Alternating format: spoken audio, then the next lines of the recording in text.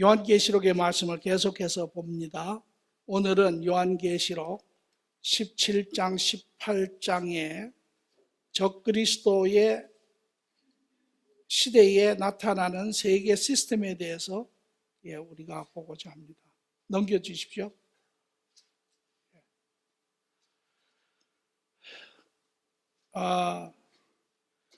우리가 말씀을 보기 전에 여러분들이 지금 요한계시록을 또 읽으시고 묵상하시며 그 안에 많은 마지막 때에 나타나는 하나님의 계획들 뿐만 아니라 그 하나님의 계획을 통하여 하나님의 마음을 하나님의 성도들에게 교회에게 향하신 그분의 내면의 음성을 듣는 시간들이 될 줄 믿습니다.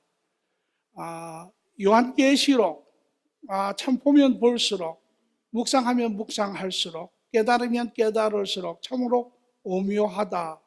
물론 하나님의 말씀의 모든 것이 그렇죠. 요한계시록은 단지 하나님의 마지막 때 이야기를 이야기하시는 것뿐입니다. 그러나 제가 요한계시록을 강해를 한 적이 제 경우로는 2번이나 있는 것 같고 말씀을 수없이 읽었음에도 불구하고 이번에 제가 요한계시록을 이렇게 말씀을 보고 느끼면서 많은 것을 새롭게 깨달은 부분들이 있습니다. 전체적인 그림을 한번 볼 필요가 있습니다. 요한계시록의 1, 2, 3장은 이제 사도 요한에게 예수 그리스도께서 나타나셔서 그에게 교제하시고 그 당시에 교회에 대한 이야기를 하시고 사도 요한을 이제 권면하고 격려하시는 그런 장면이죠. 그리고 요한계시록 4장에서부터 시작하여 21장까지 이제 본격적인 미래에 대한 그림, 보여지는 그림보다 보여지지 않는 그림, 왜? 미래에 있을 이야기이기 때문에. 또 두 번째는 보여지는 그림보다 보여지지 않는 그림, 왜? 이 지상의 이야기보다 천국의 이야기가 많이 나오기 때문에 세상에 보여지는 그림보다 보여지지 않는 그림이 더 많은 것은 그 안에 실질적으로 역사하고 있는 이러한 사탄의 모든 계획들이 이제 펼쳐져 보이는 그러한 내용이기 때문에 그렇습니다. 이제 하나님의 진노 때가 되어서 마지막 7년 대환란 때의 이야기를 아주 적고 있는데 4장에 우리가 보면 4장에서 이야기는 하나님의 진노의 때가 되어서 하나님이 그 진노의 두루마리 7인을 가지고 있는 봉한 두루마리를 손에 쥐고 있고 그것을 예수 그리스도께서 받아 이제 마지막 진노가 시작이 되는 그러한 장면이죠. 거기서부터 이야기가 시작이 되고 마지막 이 19장에서부터 21장까지는 그 하나님의 나라가 19장에서는 이 땅에 하나님의 나라가 이루어질 뿐만 아니라 20장에 들어가서는 이제 그것이 영원한 하나님의 나라 4장에서 나온 그 하나님의 온전한 나라가 완전히 이루어지는 것을 우리가 볼 수가 있습니다. 그리고 하나님의 진노에 7인과 7나팔과 7대접이 있는데 그것이 6장에서부터 시작하여 11장까지 7인을 띠고 7나팔을 붑니다. 그리고 7대접은 이제 나중에 보면 한꺼번에 확 쏟아버립니다. 그러니까 실상은 7인이 7번째 인에서 7나팔이 나오고 7번째 나팔에서 7대접이 나옵니다. 그런데 그 7나팔의 부분이 마지막이 11장의 이야기가 나옵니다. 11장의 이야기가 나오고 11장에 7나팔을 불었는데 거기에 이제 7대접이 나타나는 것은 이것은 14장부터 나옵니다. 14장에서 16장까지가 7대접을 부었더니 지상에 이러이러한 재앙이 일어났더라. 그렇게 이야기가 됩니다. 그리고 그것이 16장에서 이야기가 7대접이 끝이 나면 실상은 그 다음은 19장의 이야기가 끝입니다. 19장에 예수님이 재림하시고 모든 것이 끝나는 것입니다. 그런데 여기 중간에 12장과 13장이 삽입이 되고 오늘 우리가 볼 17장과 18장이 삽입이 됩니다. 왜 삽입이 될까? 7대접을 붓는데 일곱 대접을 부을 때 대접을 받는 그 대상, 이 지상의 대상이 누구냐를 설명하기 위해서는 12장과 13장이 필요합니다. 그리고 일곱 대접을 부을 때 실질적으로 이 지상의 어떠한 부분에 어떠한 영향력을 미치는가를 설명하는 것이 17장과 18장의 이야기입니다. 그러니까 일곱 대접을 붓는데 마지막 때에 그 일곱 대접에 엄청난 하나님의 재앙이, 하나님의 이 땅의 고통과 아픔과 슬픔과 죽음과 이 모든 것이 일어나는데 이 대상이 누구냐라는 것입니다. 이 사도 요한은 그것을 적으려고 하는 것이에요. 그런데 그것을 적으려면 12장과 13장이 필요합니다. 12장과 그 대상이 한마디로 이야기하면 둘입니다. 하나가 아니고. 그 대상이 둘인데 첫 번째로는 하나님을 믿지 아니하는 모든 사람들. 그런데 그 하나님을 믿지 않는 모든 사람들을 설명하려면 누가 나와야 하냐면 마귀가 나와야 합니다. 그래서 12장에 보면 마귀가 이제 전혀 관계없는데 벼랑간 다른 그림이 나오는 것처럼 보이지만 실상은 그것이 11장까지의 이야기에서 16장으로 14장으로 이어지기 전에 그 대상을 설명하는 배경적인 이야기입니다. 그리고 이 12장과 13장이 이해를 해야 17장과 18장을 온전히 이해할 수가 있습니다. 12장에 보면 마귀의 이야기가 나오죠. 마귀가 죄를 짓는 것부터 시작하여 이제 마귀의 인텐션, 의도가 나옵니다. 그가 죄를 짓고 분을 품고 자기의 때가 짧은 것을 알고 이제 하나님을 대적하며 하나님의 모든 계획을 어거뜨리기 시작을 합니다. 그리고 그 계획 중심에는 인간이 있는 것이죠. 그래서 창세기에서부터 시작하여 인간을 넘어뜨리게 하고 이제 인간이 넘어졌을 때 하나님이 인간을 다 죽여 없애야 하는데 하나님이 그렇게 하지 아니하십니다. 하나님 말씀하시기에 이제 여인의 후손이 나올 텐데 그 후손이 뱀의 머리를 상하게 하리라. 죽이지를 아니하고 오히려 구원하는 길을 하나님이 여시니 이제 이 뱀은 하나님을 대적하는데 이 하나님의 계획처럼 이 여인이 낳는 이 후손을 이제 막기 시작을 합니다. 그것이 하나님이 끊임없이 마귀가 끊임없이 이스라엘 민족을 이제 막는 역할을 합니다. 그래서 그 이스라엘로부터 약속된 하나님의 후손 예수 그리스도의 줄을 끊으려고 애를 쓰죠. 그러나 실패합니다. 예수님이 이 땅에 오셔서도 그 예수님을 죽이려고 수도 없이 노력을 했지만 실패했습니다. 그리고 마침내 하나님의 시간이 되어서 하나님이 허락하시는 가운데 예수님을 내어주니 예수님이 십자가에 못 박히시고 모든 인류의 구속사역 하나님의 뜻을 완전히 이루셨습니다. 이제 그 후에 우리가 본 것처럼 마귀가 지상에서 이 땅으로 떨어져 내려와 그의 시간이 이제 다 되었습니다. 얼마 되지 않았습니다. 이제 이 마귀가 이 지상에 자기의 본체를 드러내며 실질적으로 이 지상을 무너뜨리기 시작하는데 왜냐하면 자기 시간이 얼마 되지 않았다고 하는 것은 하나님의 예수님이 19장에 예수님이 재림하여 하나님의 나라를 이루는 것을 마귀는 압니다. 그렇기 때문에 그 예수님이 재림하시기 전에 마귀가 거짓 하나님의 나라를 이 땅에다 이루어 세웁니다. 그것이 바로 적그리스도, 이제 7년 환란의 시작으로부터 연대적으로는 많은 것이 동시에 발생하고 있는 것을 볼 수 있습니다. 그래서 적그리스도가 이제 7년 때 나타나기 시작하죠. 정치적인, 경제적인 이러한 인물로 나타나기 시작을 합니다. 그리고 그와 같은 때에 종교적인 지도자가 적그리스도의 후속타지요. 돕는입니다. 그러나 사실은 처음에는 둘이 따로 사역을 시작을 합니다. 거짓 선지자가 나타나서 종교계의 이제 모든 덕망과 명망을 한 몸에 차지하는 그런 존재가 나타납니다.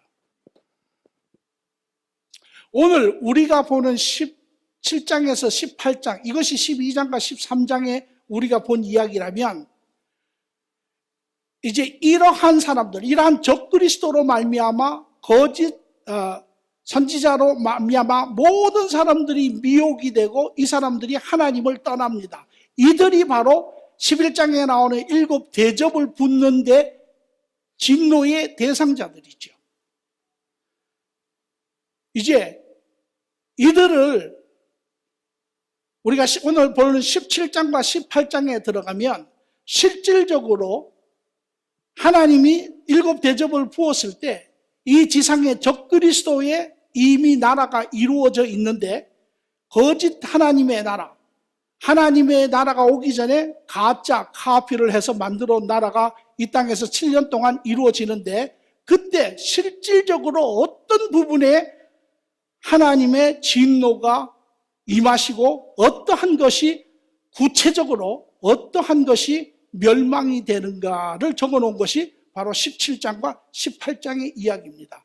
그리고 이 11장에서 부은 7 대접의 진노가 12장, 13장에서부터 시작하여 처음부터 시작한 마귀의 역사가 이제 대환란 때 7년으로 이어지면서 이제 그 대접이 부어지는데 오늘 17장 18절에서 본 것처럼 그것이 적그리스도가 다스리는 나라의 정확하게 어떤 부분에 어떻게 그것이 진노가 임하는지를 보게 됩니다.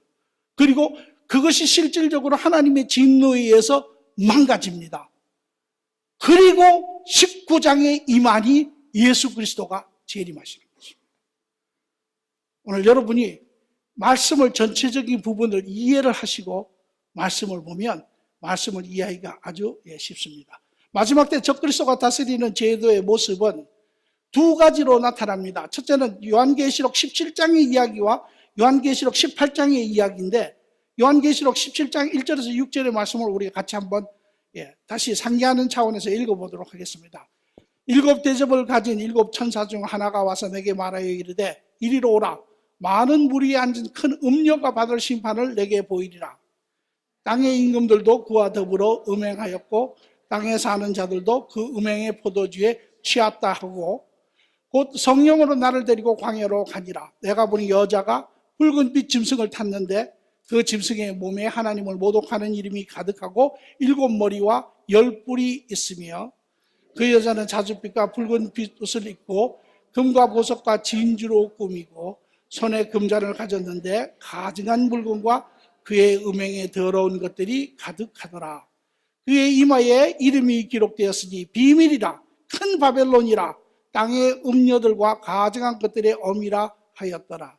또 내가 보니 이 여자가 성도들의 피와 예수의 증인들의 피를 취한지라. 내가 그 여자를 보고 크게 놀라게 여기고 크게 놀라게 여기니. 여러분이 17장의 6절을 읽어보면 알 것도 같고 모를 것도 같고 내용이 그렇죠. 그런데 마지막 6절에 보면 이 여자가 성도의 피와 예수의 증인들의 피를 취한지라. 신앙적인 것과 상당한 밀접한 관계가 있습니다. 성경에 여자로 표현한 것은 여자는 보통 신앙과 관계가 있습니다. 그리고 특히 요한계시록에 나타나는 여자는 보통 종교를 이야기를 합니다. 그래서 요한계시록 2장에 보면 이사벨이라고 하는 여자가 나오는데 거짓 종교의 상징자로 이야기를 하고 있습니다. 그래서 음녀가 여자가 있는데 여기에 이름이 나와 있죠. 비밀이라 큰 바벨론이라 땅의 음녀와 가증한 것들의 엄이라 이름이 적혀 있다는 것입니다.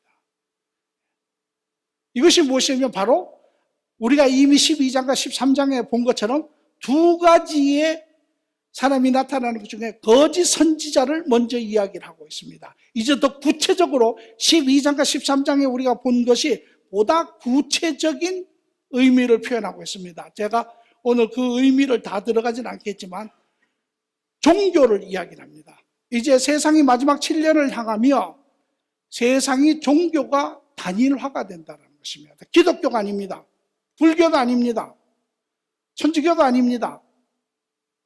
이제 거짓 선지자가 주관하는, 거짓 선지자는 유대인에서 나온다고 하였죠. 그 유대인에서 주관하여 생기는 교가 생깁니다. 단일화. 그렇기 때문에 여기에 기독교인은 어떤 현상이 일어나냐면 지금 교회는 이미 휴고된 상태입니다. 그러나 모든 교회가 휴고된 것이 아니라 바른 성도들, 예수 그리스도로 말미암아 하나님과 관계가 회복된 성도들은 이미 들림을 받았습니다. 그러나 여전히 종교적이고 여전히 교회의 문패는 걸고 있지만 예수 그리스도와 관계가 이루어지지 않은 그런 교회나 성도는 그대로 남아 있습니다. 또 예수 그리스도 교회에서 기독교에서 파생되었지만 그 끝이 갈라진 이단들도 그대로 있습니다. 다른 종교들도 다 그대로 있습니다. 이런 것들이 이제 마지막 때 이 한 종교로 전부 규합을 합니다. 모든 사람들이 이 거짓 선지자가 주관하는 이 종교로 화합을 합니다. 우리가 그 내용을 좀 더 구체적으로 볼 것입니다. 상황은 지금 하나님의 진노가 7년 대환란 동안 계속 일어나고 있습니다. 지진이 일고 역병이 돌고 바다에 물고기가 죽고 산이 흔들리고 인류가 죽고 말할 수 없는 재앙들이 도처에서 일어나고 있는 상황입니다. 이러한 상황에 모든 사람들은 그 어느 때보다도 종교적으로 그 삶의 길을 찾고 있습니다. 각각이 불교는 불교대로 또 이슬람교는 이슬람교대로 왜? 세상에 우리가 믿고 있는 세상의 터전이 흔들리기 때문에 이제 우리가 가지고 있지 않은 영원한 쪽으로 우리의 삶을 맞추고 하나님이라고 하는 존재를 찾기 시작을 합니다. 이럴 때 이제 거짓 선지자가 나타나며 이 거짓 선지자들은 쉽게 그들의 어텐션을 드로우할 수 있고 그 결과적으로 이제 모든 종교들이 이 거짓 종교에 규합을 하게 되는데 그 내용이 이렇습니다. 오늘 참 중요한 제가 보기에도 참 말씀을 묵상하며 참 많은 제 개인적으로 은혜가 됐는데요. 우리 인간은 하나님이 지었습니다. 창세기 2장 7절에 보니까 여호와 하나님이 땅에 흙으로 사람을 지으시고 생기를 그 코에 불어넣으시니 사람의 생명이 되니라. 우리 인간은 하나님이 지으시고 하나님이 지으셨다는 것은 하나님의 형상으로 하나님의 영으로 지었기 때문에 우리는 하나님과 교제하는 인간으로 지어진 자들입니다. 우리는 하나님과 교제하고 그분과 관계를 맺을 때 비로소 우리는 가장 내면의 만족함과 기쁨을 느끼며 사는 그러한 존재입니다. 그런데 그렇기 때문에 모든 인간은 막연 하나마 무엇인가를 찾아가려고 하는 버릇이 있습니다. 인간이 종교를 만든 그 원인도 무엇인가가 알 수 없지만 그 영원한 존재, 창조주이신 그분을 찾아가려고 하는 그 내면의 요구가 누구에게나 있습니다. 그것이 종교가 만들어진 배경적인 부분입니다. 그런데 창세기 3장 6절에 7절에 보면 여자가 그 열매를 따먹고 자기와 함께 있는 남편에게도 주매 그도 먹으니라. 이에 그들의 눈이 밝아져 자기의 벗은 줄 알고 무화과 나무 잎을 엮어 치마로 삼았더라. 죄가 들어왔죠. 마귀의 시험으로 인해서 인간의 조상이 죄를 짓고 그 인간의 죄가 전염이 되어 유전이 되어 모든 인류가 죄 가운데 태어나고 죄 가운데 있었습니다. 이제 이것으로 인하여 여기 두 가지 사건이 있는데 하나는 하나님과 관계가 분리되매 인간은 아까도 이야기한 것처럼 하나님과 분리가 된 관계 안에 끊임없이 내면의 공허함이 있습니다. 우리는 그 공허함을 여러 가지로 채우려고 합니다. 그러나 그 공허함은 다른 데서 온 것이 아닙니다. 하나님과 연합해서 채워졌던 그것이 하나님과 분리됨으로 인하여 거기에 백큐이 생긴 것입니다. 공허함이 생겼습니다. 그리고 이 공허함을 채우려고 우리는 여러 가지를 애씁니다. 남편한테 사랑받으면 이 공허함이 채워질까? 무엇을 즐기면 채워질까? 먹으면 채워질까? 누가 인정해주면 채워질까? 하지만 그 공허함은 하나님, 창조주 지으신 그분과 교제하기 전에는 채워지지 않습니다. 두 번째로는 이제 죄가 들어옴으로 인하여 그 공허함이 생겼을 뿐만 아니라 우리의 본성이 달라졌습니다. 본성이 어그러졌습니다. 본성이 삐뚤어졌습니다. 그래서 로마서 8장 7절 8절에 말씀 보니까 육신의 생각은 하나님과 원수가 되나니 이는 하나님의 법에 굴복하지 아니할 뿐더러 할 수도 없습니다. 육신에 있는 자들은 하나님을 기쁘시게 할 수 없느니라. 우리 안에 다른 본성이 생겼습니다. 악의 본성이 생겼습니다. 죄로 인한 본성이 생겼습니다. 하나님의 본성과는 대조적인 본성이 생겼습니다. 하나님이 선이라면 우리는 악의 본성을 가지고 있습니다. 그러므로 우리의 본성은 하나님을 기뻐하지 않습니다. 여기에 인간의 딜레마가 있습니다. 죄로 인하여 하나님과 관계가 분리된 후에 그 안에 공허함이 생겼고 이 공허함을 메꾸기 위해서 하나님이라고 하는 그 조물주를 찾아가는 데 있어서 이미 우리의 안에는 삐뚤어진 본성이, 잘못된 본성이 있다는 것입니다. 그것이 바로 로마서 1장 12절에서 23절의 말씀입니다. 하나님을 알 때 하나님을 영화롭게 하지 아니하며 감사하지도 아니하며 오히려 그 생각이 허망하여지며 미련한 마음이 어두워졌나니 스스로 지혜에 있다 하나 어리석게 되어 썩어지지 아니하는 하나님의 영광을 썩어질 사람과 새와 짐승과 기어다니는 동물의 우상으로 바꾸었느니라. 조물주를 찾아가는데 그 공허함을 채우기 위해서 지은이를 찾아가는데 하나님에게로 가지 않는다는 것입니다. 우리 인간은 하나님에게로 가기를 싫어합니다. 여러분 주위에 안 믿는 분들이 있으면 이야기해 보십시오. 하나님 이야기하면 싫어합니다. 왜? 내면에 삐뚤어진 본성 때문에 그렇습니다. 죄의 본성 때문에.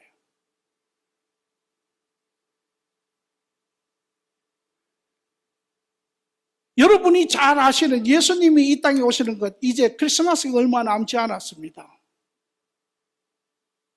잘 알죠. 그런데 다른 각도에서 여러분이 생각을 해보셔야 됩니다. 이제 인간은 스스로 하나님을 찾아갈 수 있는 능력이 없습니다. 그렇기 때문에 하나님이 찾아오셔야 하는 것입니다.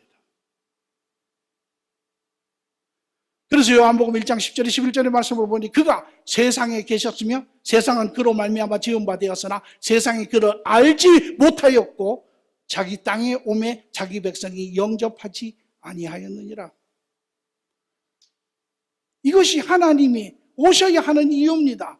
이것이 기독교를 하향 종교라고 이야기하는 이유입니다. 하나님이 인간을 찾아오셨습니다. 왜? 인간이 하나님을 찾아갈 수 없기 때문에. 그런데 모든 다른 종교들은 상향 종교입니다. 인간의 노력으로, 인간의 방법으로, 인간의 의로, 인간의 거룩한 행위로, 인간의 의식적인 방법으로, 거룩함으로 인하여 하나님에게로 가겠다라는 것입니다. 하나님을 알 수도 없고, 하나님을 발견할 수도 없고, 하나님을 찾을 수도 없습니다.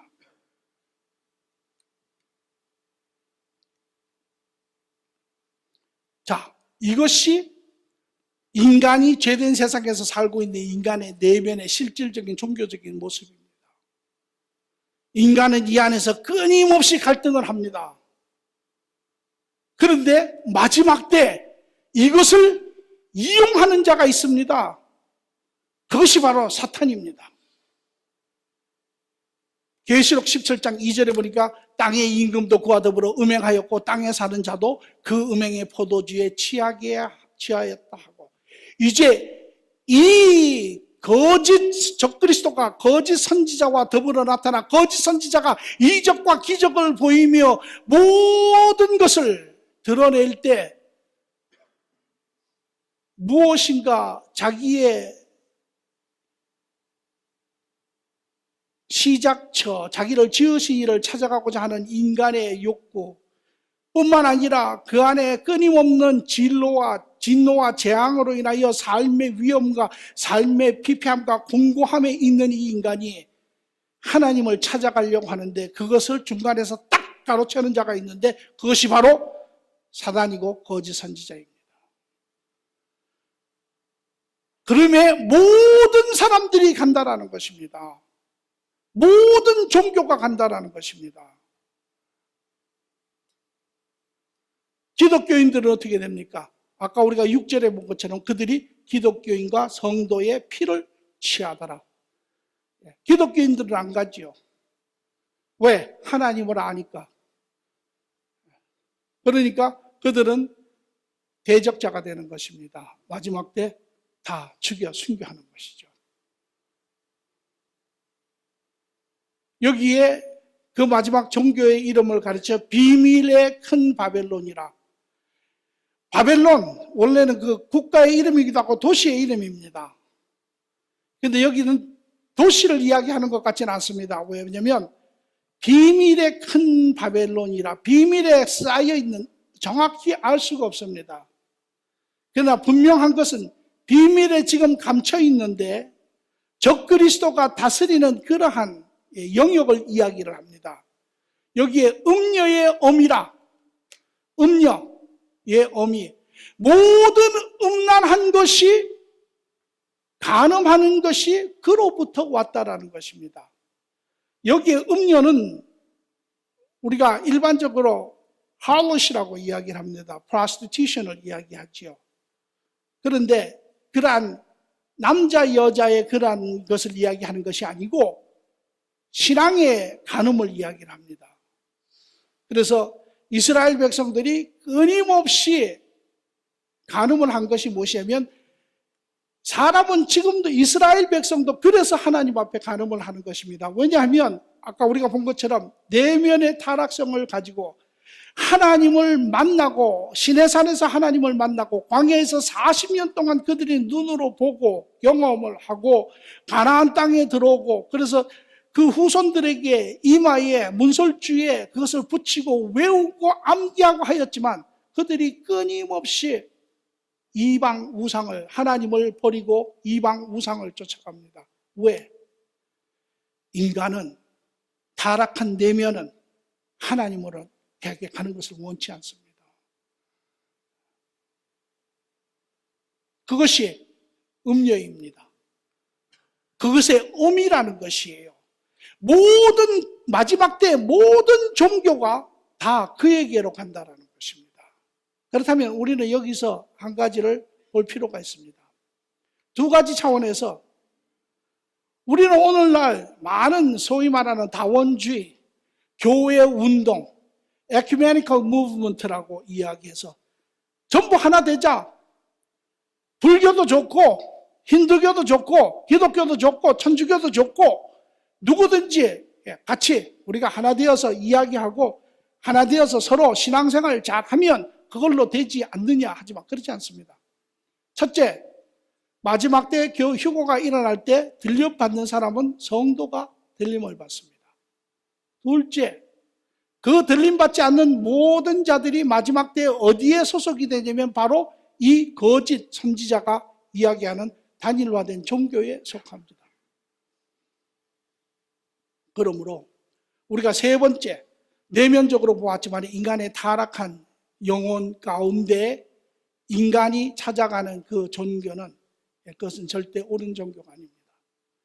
그것은 더 심하게 이야기하면 모든 것이 이 음녀, 마지막 이 사단이 거짓 선지자를 통하여 역사하는 이 거짓 선지자, 마귀의 역사의 다 부분이라는 것입니다.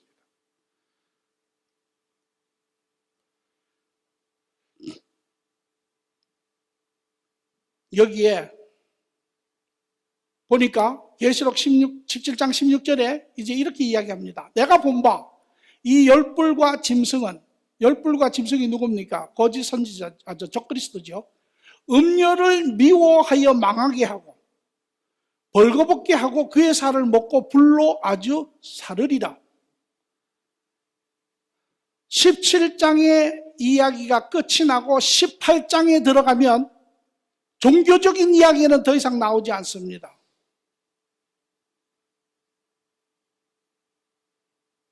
두 가지 가능성을 이야기를 하는데, 하나는 이제 거짓 종교가 멸망한다라고 이렇게 볼 수 있지만 그것은 그 이야기는 아닙니다. 우리가 말을 문자 그대로 하면 이 적그리스도가 이 거짓 선지자를 죽이는 것 같죠.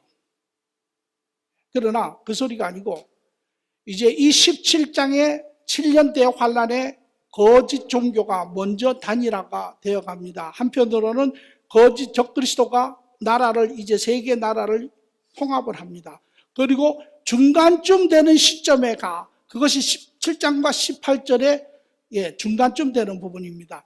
여기에 가면 이제 이 적그리스도가 이 거짓 선지자를 통합을 합니다. 거짓 선지자가 적그리스도 밑으로 들어가지요. 원래 거짓 선지자는 적그리스도를 위하여 만들어진 자입니다. 그의 때가 되었음에 적그리스도가 이제 등장을 하고 그러한 무대의 메인 피규어로서 이제 등장을 할 때 이 적그리스도는 거짓 선지자는 적그리스도의 밑으로 들어가 적그리스도의 오른팔이 됩니다. 그리고 세계의 모든 정치, 경제, 종교는 하나로 통합이 됩니다. 그리고 그 종교의 대상도 멸망에 가증한 것이 나타나거든 그것이 바로 적그리스도가 이제 신이 되는 것이죠. 그것이 18장의 이야기입니다. 두 번째로 적그리스도가 나타나는 두 번째 실질적인 제도를 보면 국가 경제 제도가 나타나고 있습니다. 요한복음 18장 1절에서 10절의 말씀인데 한번 읽어보죠. 일 후에 다른 천사가 하늘에서 내려오는 것을 보니 큰 권세를 가졌는데 그의 영광으로 땅이 환하여지더라. 힘찬 음성으로 외쳐 이르되 무너졌도다 무너졌도다. 큰 성 바벨론이여 귀신의 처소와 각종 더러운 영이 모이는 곳과 각종 더럽고 가증한 새들이 모이는 곳이 되었도다. 그 음행의 진노의 포도주로 말미암아 만국이 무너졌으며 또 땅의 왕들이 그와 더불어 음행하였으며 땅의 상인들도 그 사치의 세력으로 치부하였다. 또 내가 들으니 하늘로부터 다른 음성이 나서 이르되 내 백성아 거기서 나와 그의 죄에 참여하지 말고 그가 받을 재앙을 받지 말라. 그의 죄는 하늘에 사무쳤으며 하나님은 그의 불의한 일을 기억하신지라. 그가 준 그대로 그에게 주고 그의 행위대로 갑절을 갚아주고 그의 섞은 잔에서 갑절이나 섞어 그에게 주라. 그가 얼마나 자기를 영화롭게 하였으며 사치하였든지 그만큼 고통과 애통함으로 갚아주라. 그가 마음에 말하기를 나는 여왕으로 앉은 자요 과부가 아니라 결단코 애통함을 당하지 아니라니. 그러므로 하루 동안에 그 재앙들이 이르러 곧 사망과 애통함과 흉년이라. 그가 또한 불에 살라지리니 그런 심판하시는 주 하나님은 강하신 자이십니다.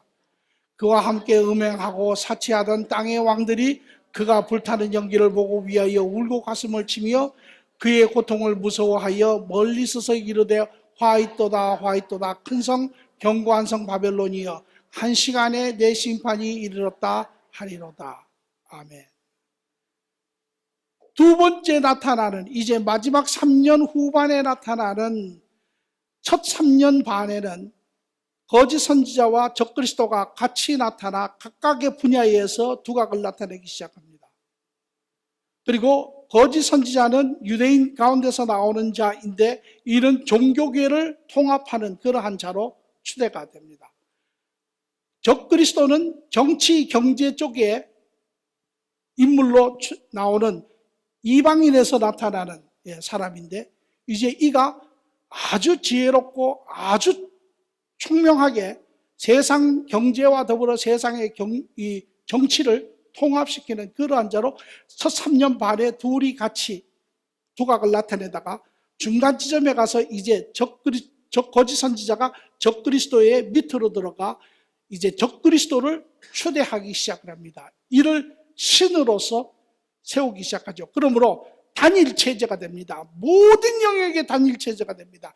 정치, 경제, 문화, 종교 모든 체제에 유일하게 적그리스도만이 존재하는 그러한 시대로 임합니다.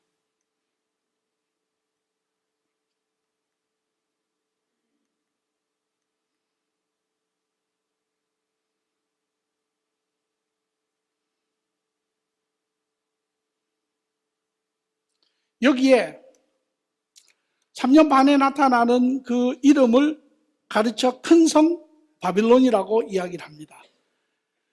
여기에 이 성은 문자 그대로 성을 이야기합니다. 바빌론이라고 하는 성을 이야기합니다. 바빌론이라고 하는 성이 마지막 때에 나타나는데요. 정면으로 나타나는데 재밌는 사실을 하나 제가 발견을 했습니다. 여러분, 이 바빌론이라고 하는 성이 시가 어디에 있는지 아십니까? 이락에 있습니다. 그리고 이 바빌론의 성은 이미 지어졌습니다. 지금은 이 성이 관광도시로 쓰여지고 있습니다. 누가 지었냐면 바로 사담 후세인이 지었습니다. 1990년에 사담 후세인이 이락의 이 바벨론의 성을 재건하였습니다. 그리고 그가 스스로 말하기를 내가 네부갓네살 원래 바빌론의 왕의 절대 주권자의 후손이라는 것입니다. 이제 그것이 하나하나 여러 가지로 모습을 드러내기를 시작을 합니다. 지금 이미 그곳에는 많은 사람들이 방문하고 그곳에서 예배도 드리고 그렇게 합니다. 이제 이것이 언제 현실화되어서 그 모습을 완전하게 드러낼지는 마지막 3년 반 때의 모습이죠. 자, 여기에 제가 아까 이야기한 로마서 1장 21절에 23절을 하나 더 적어놨습니다. 지금 적그리스도는 한번 보시기 바랍니다. 적그리스도는 지금 이 7년 대재앙에 세 개체가 움직이고 있습니다. 첫 번째 개체는 하나님이십니다. 하나님이 지금 마지막 예수님이 오시기 전에 7해 동안 재앙을 세상에 부으심으로 인하여 비록 그것이 안 믿는 자들에게 엄청난 고통이 되지만 그러나 그 가운데서 고통을 통하여 믿음의 사람들이 나옵니다. 큰 대부흥이 일어났지요. 지금 이런 역사를 하고 있는데 여기에 인간들은 그 하나님의 진노 가운데 참 놀라운 것은 그 하나님의 진노가 그렇게 엄청나게 부어져도 하나님을 찾지 않습니다. 하나님을 오히려 불평합니다. 원망합니다. 그러한 인간의 모습입니다. 그런데 여기에 마귀가 또 세 번째로 마귀가 하나님을 대적하며 인간을 넘어뜨리려고 하는 마귀가 하는 역사가 바로 거짓 적그리스도의 사탄의 왕국을 짓는데 여기에 두 가지 일을 합니다. 하나가 무엇이냐면 바로 영적인 부분, 거짓 선지자를 통하여 영적인 타락한 인간을 미혹시키고 있는 것을 볼 수 있습니다. 두 번째는 그러한 영적인 타락의 미혹이 이루어지고 나면 두 번째는 육신의 타락을 미혹시키고 있는데 그것이 바로 경제적인 부분입니다. 제가 뭐를 이야기하냐면 오늘 로마서 1장 21절에 23절의 말씀을 잘 한번 묵상하며 읽어보시기 바랍니다. 하나님을 알되 하나님을 아는 것이 인간에게는 있습니다. 왜? 하나님에게 인간이 지어졌기 때문에 하나님을 영화롭게 하지 아니하고 감사하지도 아니하고 왜? 이미 우리 안에 다른 본성, 육신의 본성, 악의 본성이 있기 때문에 하나님을 미워합니다. 오히려 생각이 허망하여짐에 마음이 타락이 들어오고 생각이 허망하여지니까 미련한 마음이 어두워졌나니 스스로 지혜 있다 하나 어리석게 되어 썩어지지 아니하는 하나님의 영광을 썩어질 사람과 새와 짐승에 기우는 것으로 우상으로 바꾸었느니라. 우리의 마음의 타락, 속사람의 타락이 일어나면 이 안에 하나님을 두기를 싫어합니다. 무엇인가 영원한 것을 추구하며 우리를 지으신 그 하나님을 찾아가되 하나님을 찾아가는 것이 아니라 인간이 지은 우상적인 것, 그것을 만들어 대신 그 안에다 둔다라는 것입니다. 이것이 바로 마귀가 인간의 속모습을 알고 있는 것입니다. 하나님은 인간의 본 마음을 보시고 인간이 끊임없이 무엇인가 이 세상의 환경에서 구원할, 피해갈 수 있는 그런 영원한 하나님의 존재를 찾고 있는데, 그때 이스라엘 백성들이 회개하고 복음을 증거합니다. 뿌립니다. 그런데 이때 마귀는 와서 그 타락한 인간의 그 부분을 보고 거짓 선지자를 통하여 그들을 미혹하여 그들의 타락한 마음들을 잡아갑니다. 두 번째, 오늘 본문을 보지 않았지만 여러분 로마서를 좀 여시기 바랍니다. 로마서 1장, 로마서 1장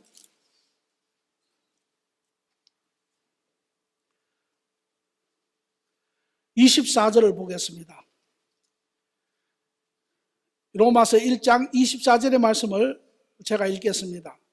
그러므로 바로 다음 절수입니다.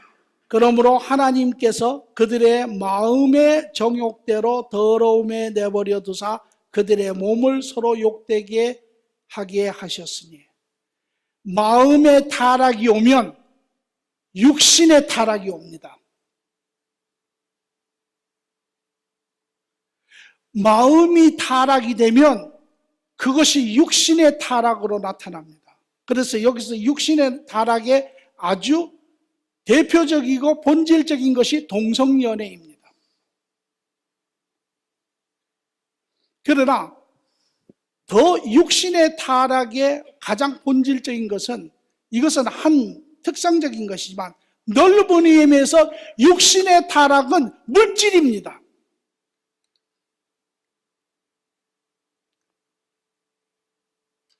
마음이 타락되면 몸의 타락에 모든 삶의 타락이 나타나는데 그것이 물질입니다. 물질을 사랑하는 마음이 나타납니다. 마지막 때 나타나는 것 중에 하나가 이 물질에 대한, 지금 우리는 교회는 이미 휴거된 상태입니다. 하나님과 바른 관계에 있는 사람들은 존재하지 않습니다. 그러나 신앙생활을 한다고 하지만 여전히 종교적으로 내면의 타락을 가지고 있는 자들에게는 삶의 타락, 육신의 타락이 나타나는데 그것이 바로 물질의 타락입니다.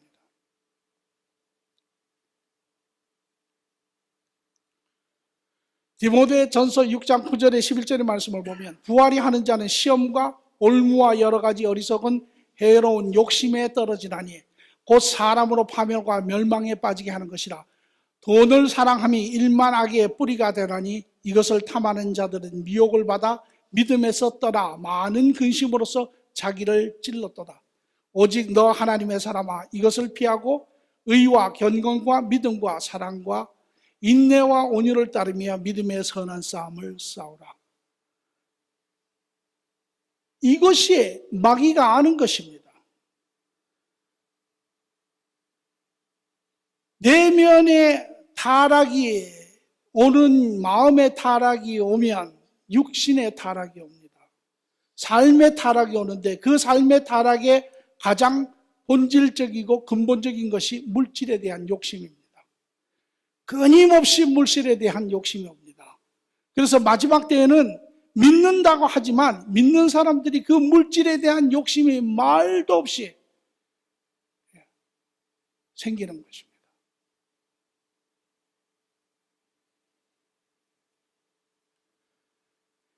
이것이 적그리스도가 다스리는 나라의 두 가지 7년 동안에 나타나는 하나님이 부으시는 진로와 더불어 인간에게 또 다가가는 적그리스도의 나라에서 나타나는 두 가지 면인데, 그것이 바로 인간을 실질적으로 영적으로 미혹해 하고 육적으로 미혹해 하는 이 두 가지의 속성입니다. 마귀는 그것을 아는 것입니다. 그리하여 오늘 우리가 본문에 보면 이런 이야기를 합니다. 요한계시록 8장 9절의 말씀을 보니까 그와 함께 음행하고 사치하던 땅의 왕들이 그가 불타는 연기를 보고 위하여 울며 가슴을 치고 바벨론이 이제 적그리스도의 하나님의 진노 가운데 이 적그리스도의 모든 체제가 이제 망가집니다. 종교도 망가지고 정치도 망가지고 경제도 망가지고 다 망가집니다. 그런데 이 인간들이 무엇을 보고 우냐면 그 망가지는 경제의 제도, 이것을 보고 운다라는 것입니다. 하나님을 보고 우는 것이 아니라 자기의 삶을 보고 하는 것이 아니라 자기의 모든 삶이 거기에 붙어 있는 것입니다. 주식시장이 망가집니다. 주식시장이 무너지는 것과 같이 자기가 같이 무너지는 것입니다. 투자한 것이 무너집니다. 자기가 거기에 같이 무너지는 것입니다. 모든 것이 경제에, 물질에 대한 욕심으로 연결이 되어 있다는 것입니다. 이것이 마지막 때의 삶의 모습입니다. 오늘 여러분과 저, 이것은요, 마음의 내면의 공허함과 육신의 타락과 이것으로 인하여 마음의 타락과 삶의 타락이 이제 종교적으로 영적인 부분과 육적인 부분, 삶의 부분, 물질에 대한 부분, 이 두 가지가 7년 대환란의 키 이슈입니다. 이것으로 인하여 대부분의 사람들이 넘어집니다. 그런데 이것은 자기들이 할 수 없는 것입니다. 이것은 인간이 노력해서 되는 것이 아닙니다. 이것을 할 수 있는 것은 하나님밖에는 없어요. 오늘 여러분과 제가 복된 이유가 여기에 있습니다. 왜? 우리가 예수 그리스도로 말미암아 하나님과 관계가 연합이 되고 이제 우리 안에 성령이 들어오심으로 인하여 우리는 내면의 공허함이 채워진 자들입니다. 이제 내면의 공허함이 채워졌을 뿐만 아니라 이제 우리는 그 안에 하나님을 품고 사는 자들입니다.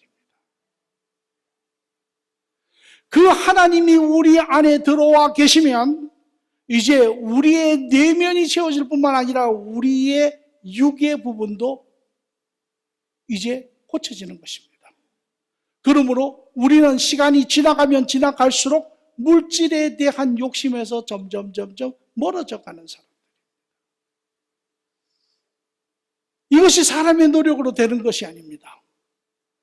이것이 하나님의 역사로만 되는 것입니다.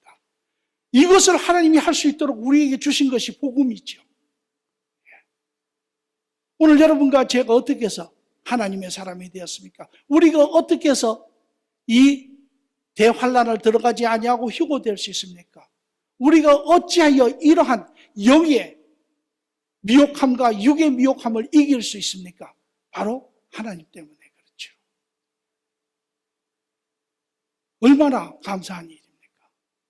오늘 여러분 안에 하나님이 계신다고 하는 그 사실이 엄청난 사실입니다. 이것은 이미 여러분의 내면이 채워짐을 이야기할 뿐만 아니라 이제 여러분이 여전히 세상 살면서 물질에 대한 염려가 있죠. 그러나 이제 하나님의 역사 가운데 그런 부분들이 점점 정리가 됩니다. 그리고 우리의 삶의 목적이 우리의 영적인 관계가 이제 건강하게 채워질 뿐만 아니라 그로 인하여 우리의 삶의 관계도 이제 정리가 되죠. 우리가 이 땅에 사는 것이 먹고 마시고 무엇을 더 채우기 위해서 사는 것이 아니라 이제 하나님과 더불어 하나님의 나라를 세워가는 동역자로서 우리가 사는 사람들로서 우리가 사람들을 세워가는 것, 하나님의 나라를 이루어가는 것, 사람들을 살려가는 것, 그것이 우리의 삶의 최종 목적이고 우리가 일하는 것은 그것은 수단에 지나지 않는 것이죠. 그렇기 때문에 여러분이 하나님을 이미 여러분 가슴에 담고 있다라고 하는 것, 여러분이 하나님을 하나님이라고 섬기고 따른다고 하는 것은 이미 여러분이 하나님 안에 온전한 구원이 이루어진 자임을 여러분이 아셔야 합니다. 그리고 그 안에 하나님이 여러분의 영적인 부분을 이미 치유하셨고 이제 하나님이 여러분의 육적인 삶적인 부분도 하나님이 치유하여 온전히 세워가신다라고 하는 사실입니다. 그러나 마지막 때는 그것이 되지 않습니다. 지금은 우리가 선택할 수 있는 시간입니다. 복음을 선포하고 복음을 듣고 하나님의 역사 가운데 실질적으로 고쳐지는 그러한 내면의 부분입니다. 인간의 부분으로 되지 않습니다. 인간의 노력으로 되지 않습니다. 아무리 우리가 애써도 물질을 놓으려고 해도 물질이 놔지지 않습니다. 우리가 아무리 하나님을 섬기려고 해도 하나님이 섬겨지지 않습니다. 그래서 하나님만이 할 수 있는 것이죠. 오늘 그 하나님, 여러분이 은혜를 지키시고 여러분의 삶 가운데 들어오셔서 여러분이 주인이 되시고 여러분의 내면의 영혼을 이미 온전하게 회복시켜 놓으시고 여러분의 삶을 이제 온전하게 회복시켜 가시는 그 하나님, 여러분 감사하시고